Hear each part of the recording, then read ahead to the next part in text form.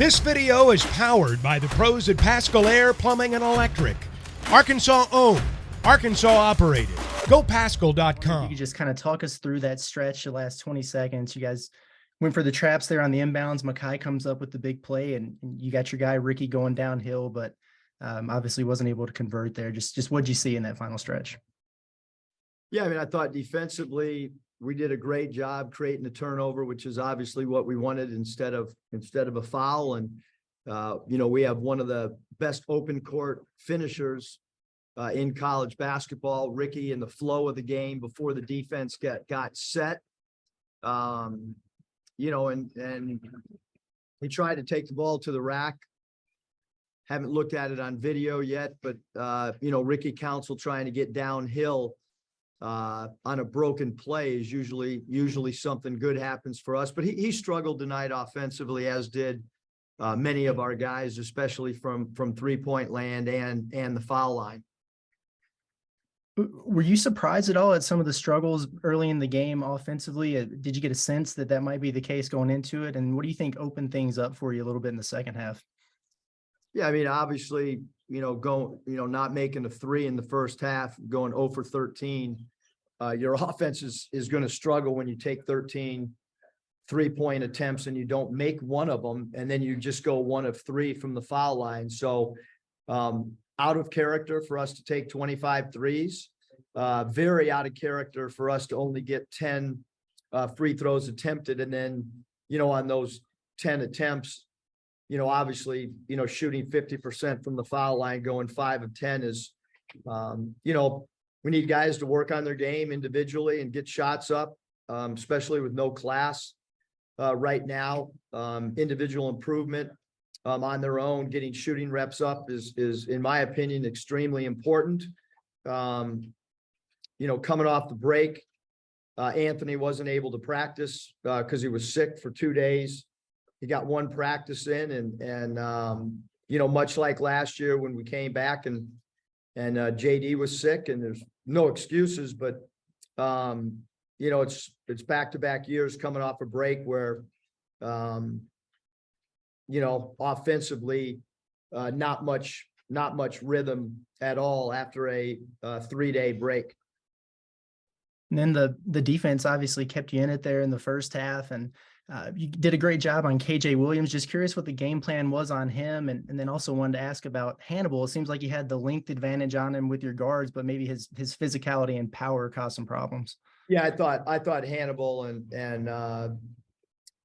Fountain, the two guys that have played in the SEC prior, to playing at LSU. I thought both those guys' experience in the SEC, I thought it showed tonight. They were their 2 leading scorers.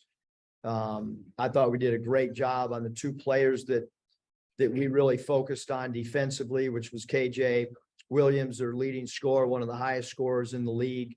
And I thought we did a great job on Adam Miller as well. So they're 2 leading scorers. I don't know if we could do, or if anybody can do a much better job than the way that we defended those 2. But then the other 3 defenders have got to be able to keep Hannibal in front. I thought his attacking relentlessly to the basket, physicality, contact, finishing was phenomenal. Mitchell? Coach, I was just going to ask, Makai sort of touched on it, but how did that, obviously it doesn't help that you're not hitting 3-pointers tonight, but how much did that 1-2-2 matchup zone sort of affect you guys, what you're trying to do offensively? Well, I thought for a stretch there, it hurt us. And then I thought once we spaced the floor and got into our zone attack a little, they didn't play it down the stretch for a reason, because I thought, at one point, that's when we went on a little bit of a scoring run. And I think that's the time when we had our largest lead of 6 points right around that 10-minute mark. So I thought at times looked stagnant. And then I thought as we faced it a little longer, we got much better at finding some gaps and attacking it. You mentioned the idea, that it was those guys who had played in the SEC before, and the combination of, first true road game of the year, plus first SEC game for some of your guys, both, whether they're transfers or freshmen. Did you notice that at all during the course of the game impacting them? Well, certainly, when we shoot 27% from the field in the first half and you shoot 4 for 25 from 3 and you go 5 of 10 from the foul line, that's not normal. Obviously you got to give LSU and their coaching staff and their players a lot of credit, because 25 threes for us is a lot of attempts. But on the positive side, on a road game, we did only have 10 turnovers against a team that does a pretty good job of creating steals. We had 8 steals to their 6, and one of LSU's defensive strengths is creating steals and turnovers. And so from that aspect, I thought we did a pretty decent job. And then the last thing I had was, I assume you have to like what you guys were able to get for the most part from Devontae tonight, just, in terms of, sort of giving you guys a couple buckets when you really needed them in the second half. Yeah, I thought Devo did a good job with this pull-up mid-range game, and he rebounded the ball really well and defended as well. Any other questions? Yeah, I had one more for you, Coach, if that's okay. Obviously, in tight games like this, you're gonna play your starters heavy minutes and everything like that. But no points tonight out of your bench. When you're already shorthanded, you don't have a scoring threat like Nick. How important is it to get more consistent production from your bench guys? Yeah, we went 8 deep. Tried to put Jalen in there, and there was a charge, and we thought maybe Joseph at one point. So we certainly would like productivity, and then on. In their defense, you also got to have some minutes, to produce. So, we had some starters that had, games that were very uncharacteristic of them tonight. And then lastly, obviously not the result that you wanted tonight, but you've got 17 more of these league games to go. So, what are some of the lessons learned, for this young group that they can kind of carry over and improve on moving forward?